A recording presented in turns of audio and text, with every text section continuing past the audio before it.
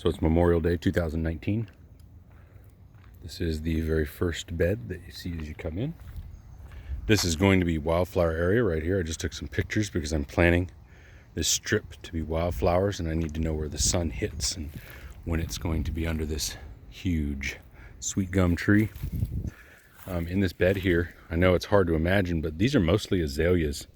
Mostly. There's some Turk's cap in there, and there's one vine up there I noticed that's kind of getting big, but the rest of it, that's a huge azalea. And this here is, I believe, a yaupon holly, maybe some different kind of holly. In the back here, I've got I think it's a cherry laurel, and I think that is also a cherry laurel. And I've kind of taken on a volunteer Chinkapin oak right here-ish. And the Chinkapin oak is being staked right now. It was kind of falling over and it was probably going to die, and so I cut it out, pulled the vines down. It was a sapling, and it's probably put on 18 inches of growth in the last 4 months. I can't believe it. I got it at just the right time in its growth period. So yeah, go Chinkapin. It's far enough back from the power lines, and I don't think it's going to suffer the same fate as these. It'll be about 10 feet further back. So here I want to meet people who come in with Pride of Barbados and Esperanza, one of my favorite combinations. Pride of Barbados and Esperanza is going to be a foil. It's going to be the backdrop. So the azaleas are going to completely take over whenever the March, April hits. I mean, they're just overpowering. This will give some color to this area during the summer, as will this Greg's Mistflower. So in the back are 5 Esperanzas. Up front are 7 Pride of Barbados, and I think the Esperanzas are going to get massive here. But what I have found is that the Pride of Barbados gets tall quickly and then kind of levels off. These are Greg's Mistflower. These are going to draw tons of butterflies. And the reason I wanted them kind of off the road, this is a slower road, but kind of off the road, and back here was so that guests can see the butterflies as they pull into the driveway. I can just imagine that certain times of year cars will come in this driveway and butterflies will just go, it'll be quite stunning. I needed a border for the Greg's Mistflower. So the Greg's Mistflower is going to get out of control. It is a native. And when I say out of control, it is rambunctious. It spreads by rhizomes, which is, this is a wall right here. That is a wall. It's not going that way. This way, the wall I created was out of Esperanza. And these are 3, what are they called? Sweet Almond verbena.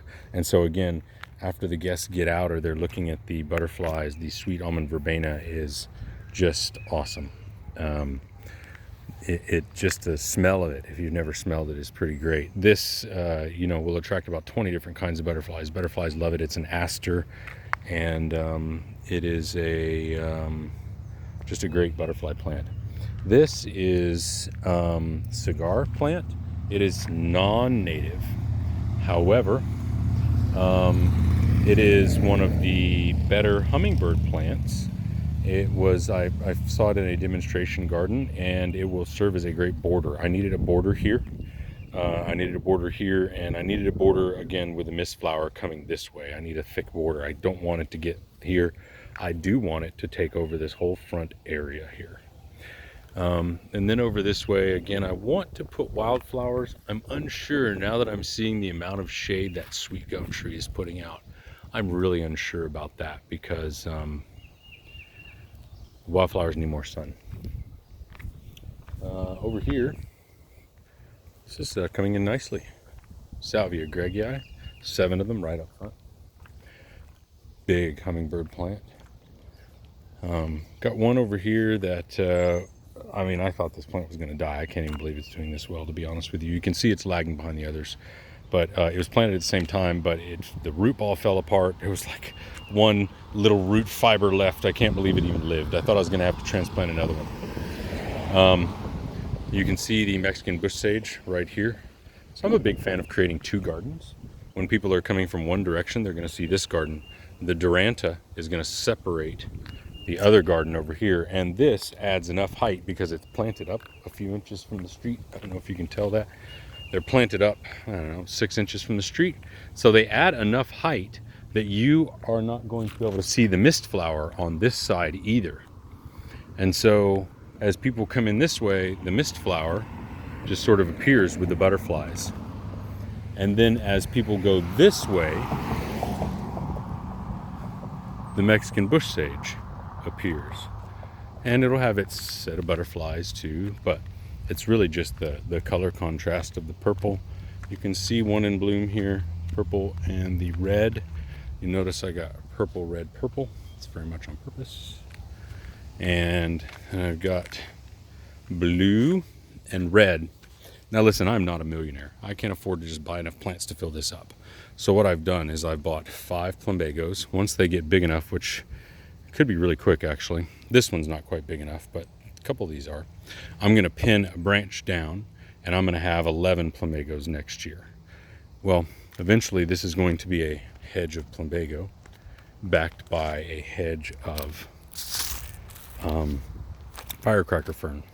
This is not the ideal environment for it. As you can see, it's kind of filtered light and it does prefer full sun, but man, it's giving it a go, isn't it? You can really see a lot of flowers here on this. Hummingbirds just love this stuff. And so eventually it will just be a hedge of red and blue. In the back here, this is much more shady. This is the sunny time for it, but it's typically shady. This is the more shady spot, and this is the least shady. You can see I've got Texas sage over here. There's kind of a little sun area right here, and then the rest is shadier. See the tropical sage, man, I put like 5 tropical sages in here. They have taken off, which is perfect. I want a mat of tropical sage here, just like I've got a mat of Turk's cap over there. That will be just phenomenal for butterflies and hummingbirds. I mean, tropical sage, it's just everywhere, and I planted like 5. Over here, there's an Easter lily right there that my wife brought home. It worked. I've got black and blue sage, and I'm kind of doing the same thing. You can see I've planted some, or pinned down some branches, and I've got some others growing back here. Eventually the black and blue sage will take over here, tropical sage here, and they'll mix together. Here comes my familia right behind these sunflower bushes.